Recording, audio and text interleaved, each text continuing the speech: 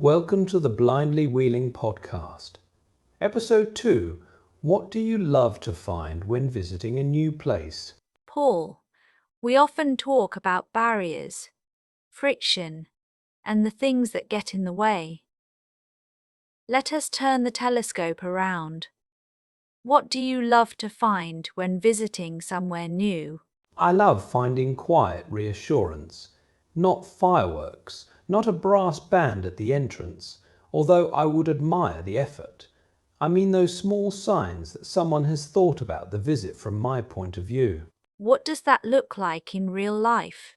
I remember visiting a garden where everything seemed to settle into place. It was not shouting about accessibility. There was no giant banner saying, "Look how inclusive we are." It was much better than that. The parking was obvious. The route from the car park made sense. The first sign I saw was not a legalistic paragraph, but a simple welcome that said, in effect, here is the easiest way to enjoy your visit. That must change how you arrive emotionally. Completely. If the first few minutes work, your shoulders drop. You stop scanning for problems. You start noticing the place, the color of the planting, the sound of gravel under wheels or feet, the smell after rain, the bench that appears just when someone might want one. Those things are the visit, but you only get to them if the basics stop demanding all your attention. So the things you love are not always expensive things. Often they are not. I love a clear sign at a decision point. I love a route that does not make me guess. I love staff who are approachable without swooping in like an accessibility rescue helicopter. I love information that tells me what I actually need to know, not what someone copied from a facilities list in 2014 and has been gently ignoring ever since. There is a fine line there, is there not? Help without hovering. Yes, and the best places get that tone right. They are present but not intrusive. They give you independence but do not abandon you. They create confidence without making you feel managed.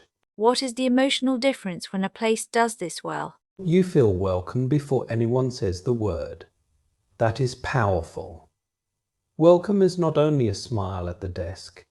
It is the route, the information, the way the space explains itself. It is the feeling that you are not a problem to be solved. What practical advice would you give to places wanting to create that feeling? Focus on the first 5 minutes. That is where confidence is either built or lost. Ask, when someone arrives, what do they see first? Where do they go next? What is the first choice they must make? Is that choice obvious? If not, fix that before worrying about glossy campaigns. That sounds manageable. It is. And that is the lovely bit. You can improve the feel of a visit with thoughtful, simple changes. Better wording, clearer routes. Photos that show the real approach. Staff who know what to say without sounding like they are reading from a laminated panic card. What would you say to someone listening who feels their place has a long way to go? Start with reassurance. Make one arrival easier. Explain one route better. Clarify one facility. You do not have to become perfect by Thursday.